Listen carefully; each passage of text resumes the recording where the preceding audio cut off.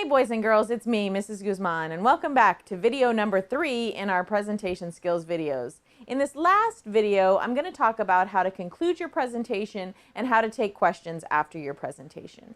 So you've done your hook, you've presented your product, and you should be around that 6-minute mark.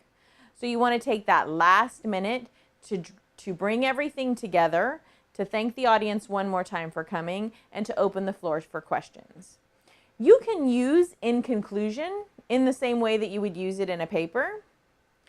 After you've talked about your product, you can say, in conclusion, I would like to say. To me, that seems a little stinted and I wouldn't necessarily use it, but that is something that you can do. Remember, you want to conclude it by drawing them back to that hook and by talking about your product one last time. So one of the things I might do is say, as you can see, or as you've seen in, okay?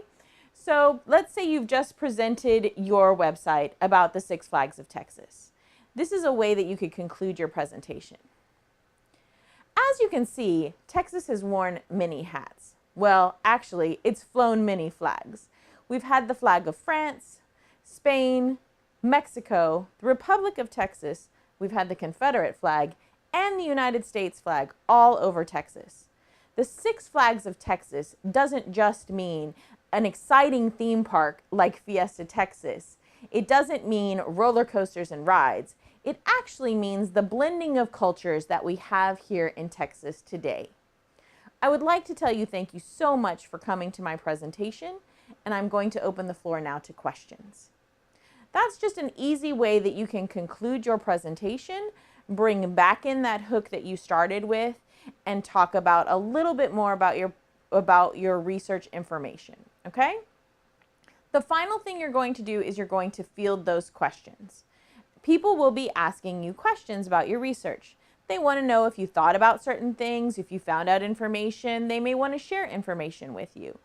You're all pretty good at fielding questions. One of the things we need to practice, though, is when someone asks a question about something that we're not sure about.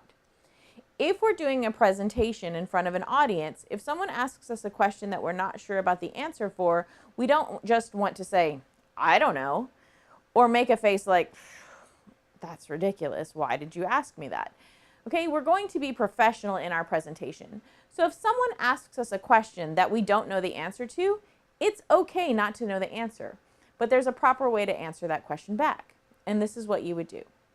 Thank you so much for that question. That question is extremely interesting, but not something I even thought about. What I'd like to do is go back and research that and think about it some more. And then I'll get back to you with an answer to that question. Okay? This is a good way to answer someone's question, to let them know that you think that their question is valid and that you're going to take their question into consideration. A lot of the times the audience members are our friends or our moms and dads, so we can go look up the answer to that and come back to them and have a conversation about our research.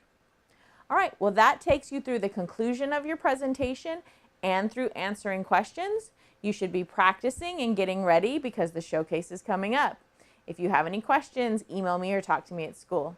Bye.